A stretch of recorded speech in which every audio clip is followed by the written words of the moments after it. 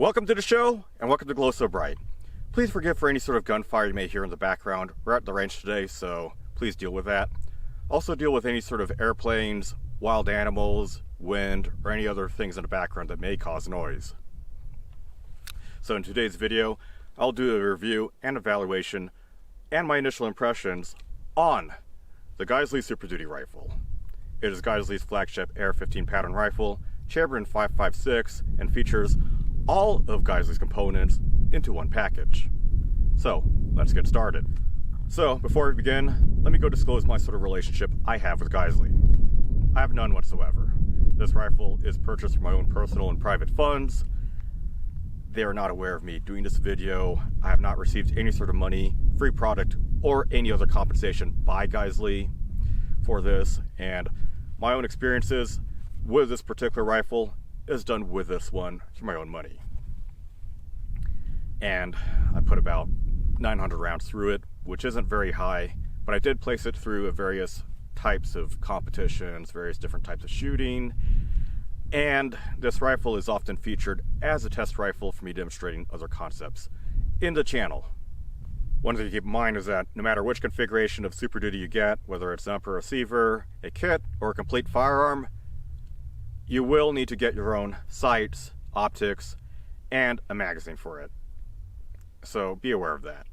So the Geissele Super Duty rifle currently right now is called the Geissele Super Duty Mod 1. The difference between that and this particular rifle over here is that the Mod 1 features a Huxworks flash hider / suppressor adapter.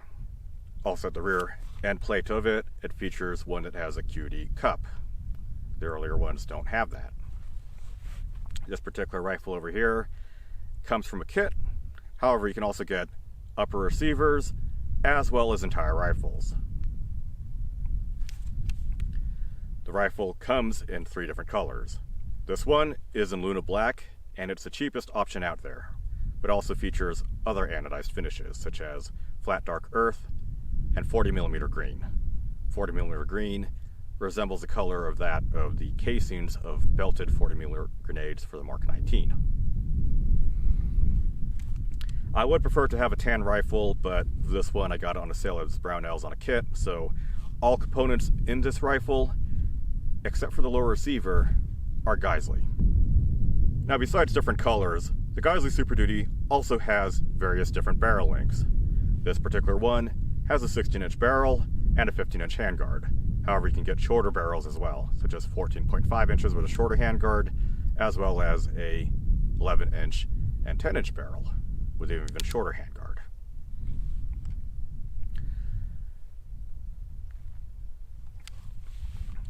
So you see over here, I have currently an A2 muzzle device installed in this rifle. It does come with a proprietary long flash hider that has a 360 cuts all along it, sort of resembling that of an M14, but I don't like it at all, and I took it off the rifle. It, especially in this dusty and sandy environment over here, the openings at the bottom of the flash hider would kick up dust. That is extremely annoying, and then whenever I took that rifle in stock configuration to a competition, a whole lot of dust would get everywhere, and it would make it very difficult for me to see engaged targets. And it doesn't offer any sort of appreciable benefit of that compared to a standard A2 birdcage. And other than making a 14.5-inch barrel longer and making it compliant for pin and weld uses, there isn't much reason for it to be on there compared to, like, say, other muzzle devices out there.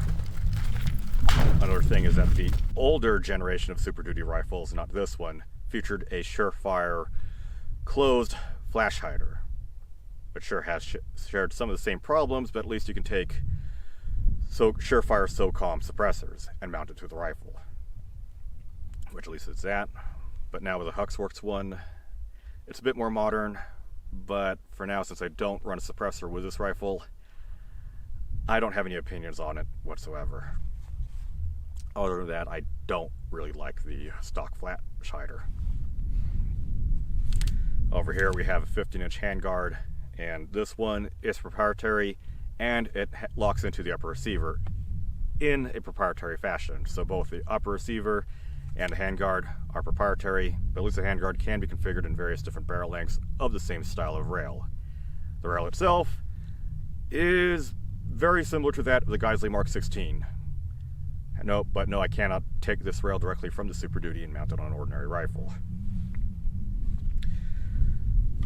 Over there we have a full-length 1913 rail on the top section, as well as M-lock slots on the 3, 6, 9, as well as the diagonal positions, the 45-degree positions. For that, I find this rail to be, although a bit heavy, very reliable and robust.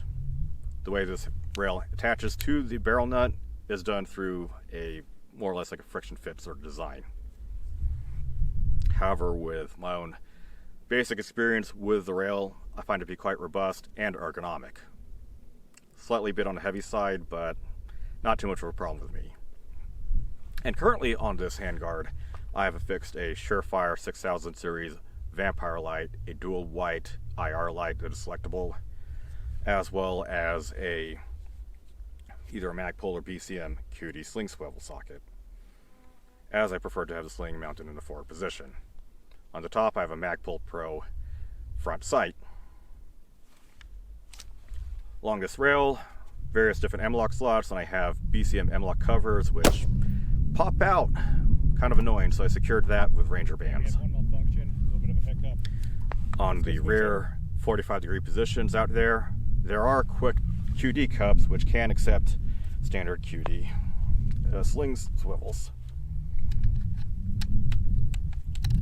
And they rotate freely. I don't like having the sling swivels in this sort of position, but that's my own personal preference, and I'm glad that they have this sort of position or this sort of configuration out there in stock. So if you do like this position, you don't have to buy an extra M-lock piece.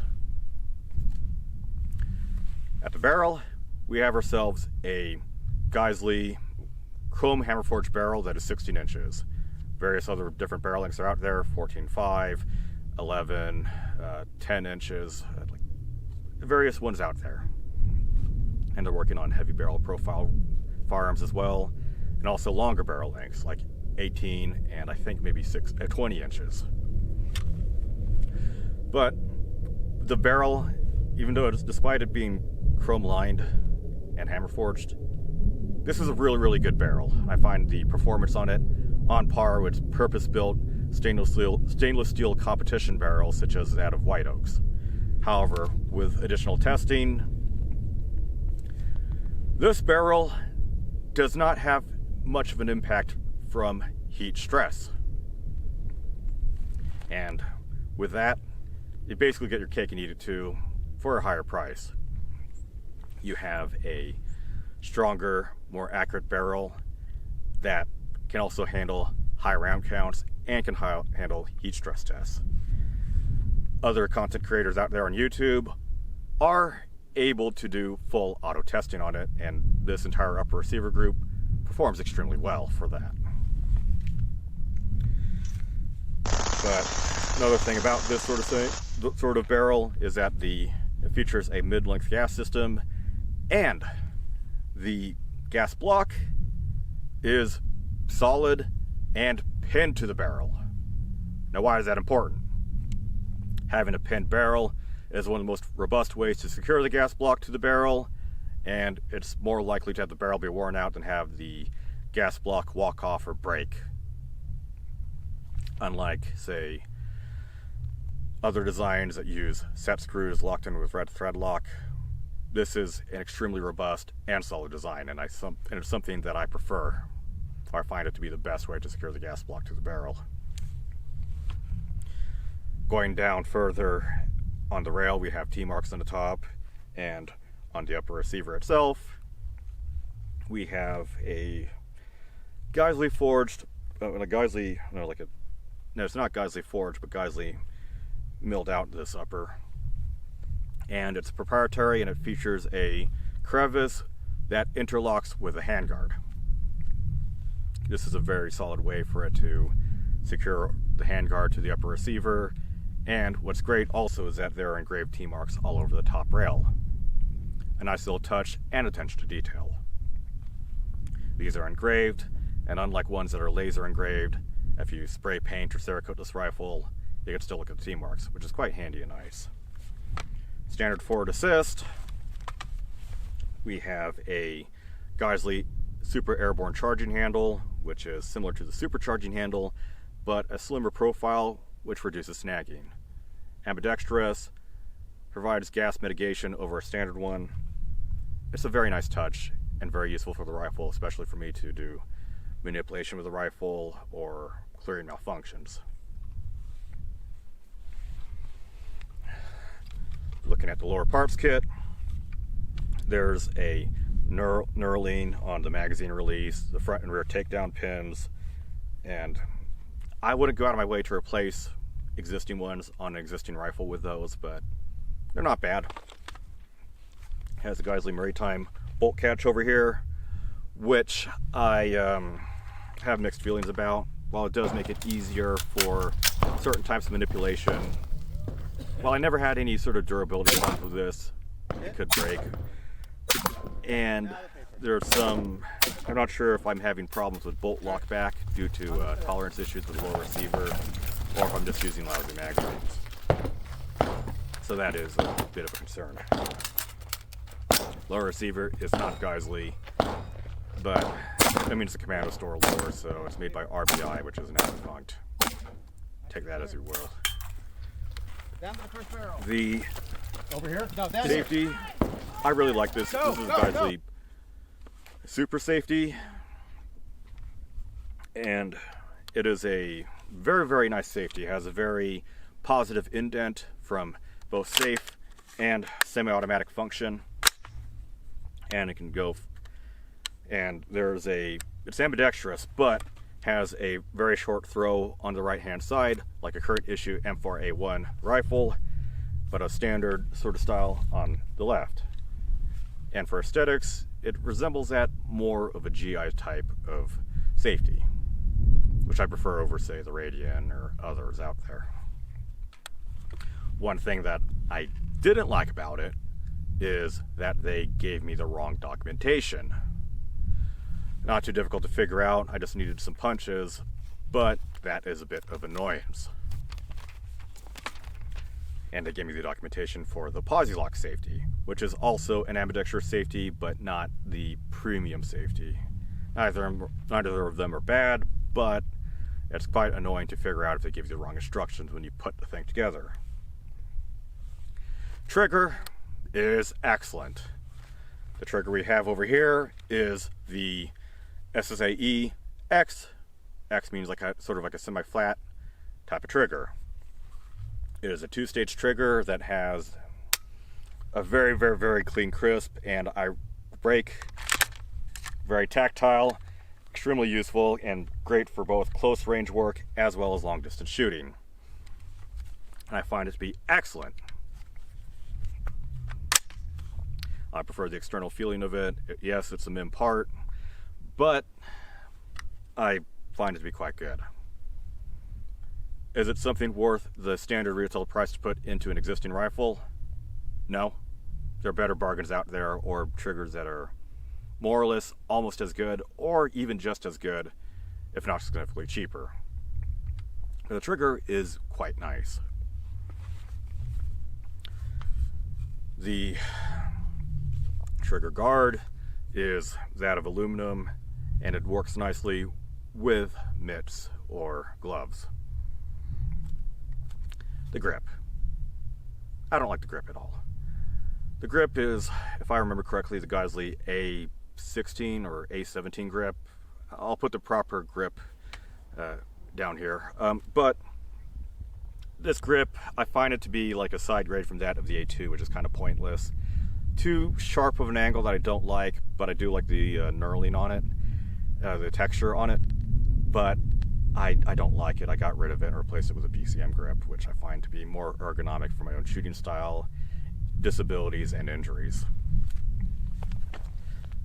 Rear end plate is that of a standard type. Can't complain about it. Buffer tube is a standard carbine buffer tube with a Geissele anodizing that is hidden underneath the buttstock. And with this particular buffer tube. It also includes a Geissele Super 42 buffer system. This features a coiled spring, if I remember the terminology correctly, but instead of a standard carbine spring, it has basically a spring that is wrapped around, not too dissimilar to that of a MG42 machine gun. Inside of that is a proprietary buffer with an H2 buffer weight. This is very good for gassing with the gas port size of the barrel as well as a mid-length barrel gas system. Butt stock is a B5 Systems SOP mod stock with a QD swivel. For me, I don't like this stock at all. It's too wide and large for me, especially when using it with body armor and awkward shooting stances. Some people would like it, I don't. I will both with the Magnum CTR stock. Let's go over the insides of the rifle. This is what the Geissele Super Duty looks like when disassembled and field stripped. The maintenance procedures, disassembly, and reassembly is almost identical to that of standard AR-15s. The bolt carrier group included with the Geissele Super Duty is a reliability enhanced bolt carrier group. It is a full auto bolt carrier group that is covered in a durable solid lubricant, which they call nano weapon lubricant. My experience in cleaning that part compared to, say, a standard nitrided or phosphated bolt carrier group is that it is more easier to clean, and carbon is a lot easier to get off of that part. The bolt is high pressure tested and magnetic particle inspected. Here is the extractor, and here is the cam pin. The cam pin on the Geissele bolt carrier group included with the Super Duty is proprietary to the Super Duty. If you're to buy a stripped upper or buy a bolt carrier group from Geissele, it would include a standard cam pin. As a consequence, the Geissele Super Duty bolt carrier group will not fit in a standard upper receiver. The firing pin, retaining pin, and extractor pin appear to be standard. Here I have the Geissele Super 42 buffer and spring. The buffer itself is proprietary and requires special tungsten weights that are not common with the mil-spec carbine ones. This buffer is Geissele's equivalent to that of an H2 buffer. The spring is a braided spring, similar in appearance and design to that of the MG42 machine gun. It also doesn't have that reverberating twang found with regular carbine buffer systems, which I prefer. Here we have the airborne charging handle. It is an enlarged charging handle that has gas mitigation and is also ambidextrous, yet slim enough to not provide snags. Okay, we're about 55 yards away. Can the Geissele Super Duty rifle, with its mid-length gas system and proprietary H2 buffer system, the Super 42, reliably cycle steel case ammunition? So we have a full magazine of Tula 62 grain hollow point 223 Remington ammunition. Let's see if it works.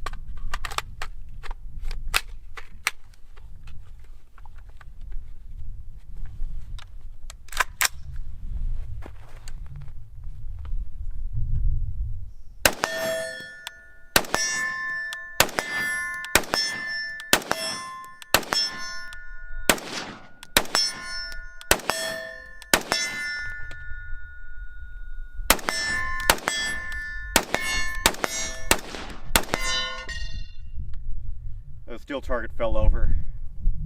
Let's fire the rest.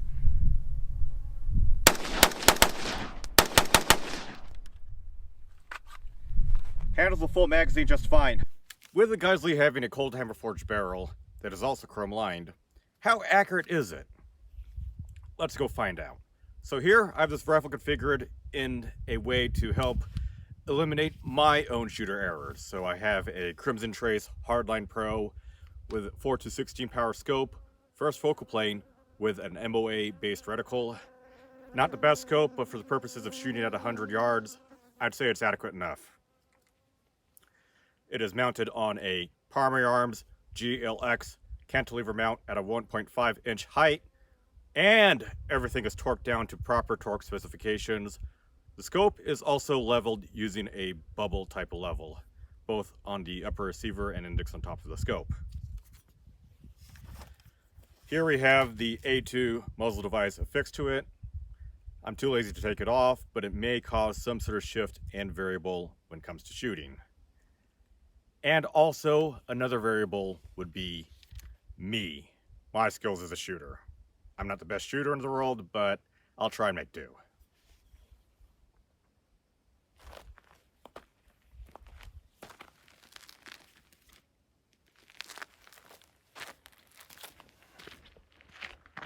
Various types of ammunition will be used in shooting. We have PMC bronze, 55 grain, full metal jacket, 223 Remington ammunition. We have Winchester contract, M855, 5.56 NATO, full metal jacket ammunition with steel penetrator. IMI, 77 grain, hollow point, open tip match. Federal, 77 grain, open tip match, 5.56 ammunition, as well as Lake City, Federal contract, M193, 5.56, 55 grain, full metal jacket ammunition, and this will be used for a heat stress test.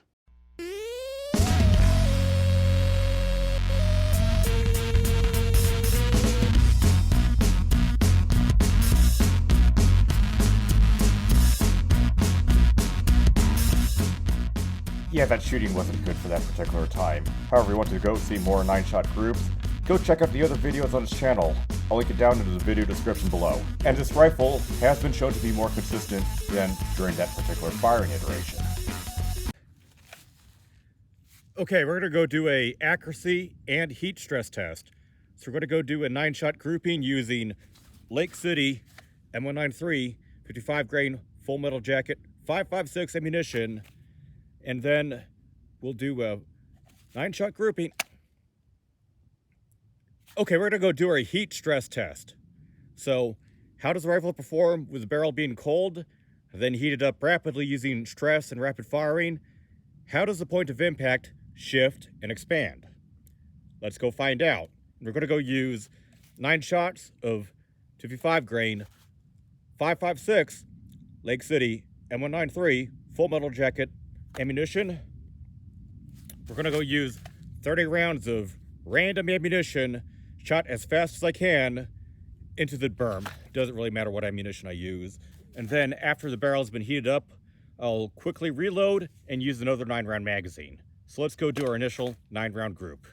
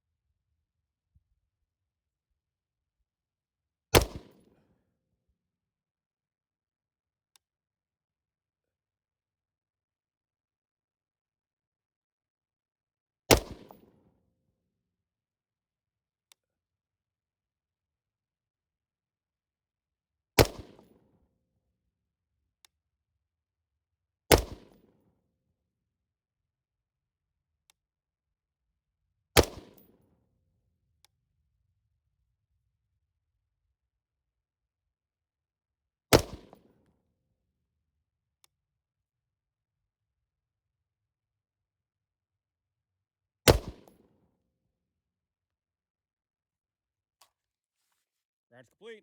Let's see how we did. Okay, how did we do with a cold bore? Everything is pretty centered, although there is some horizontal stringing. That is a shooter error done by me. But I'm getting a 3.185 MOA grouping out of 9 shots with this rifle, using Lake City M193 5.56 55 grain ammunition. Let's see what happens if you put 30 rounds through this rifle as fast as I can, heat it up, and then put 9 rounds into the same point of aim.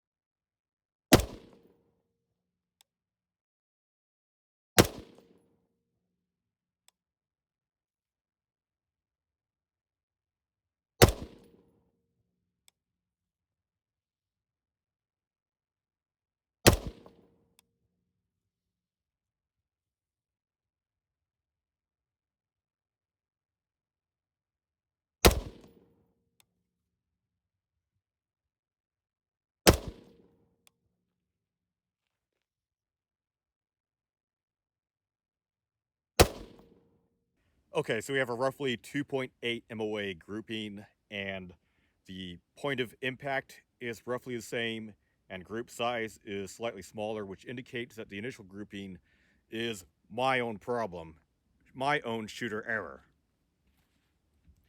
Despite having some mirage coming and being viewed at through the scope, I was still able to clearly see the 1-inch target and get the same sort of accuracies as I can out of a cold barrel. So this sort of cold hammer forged chrome line barrel is excellent and consistent even with a higher firing schedule.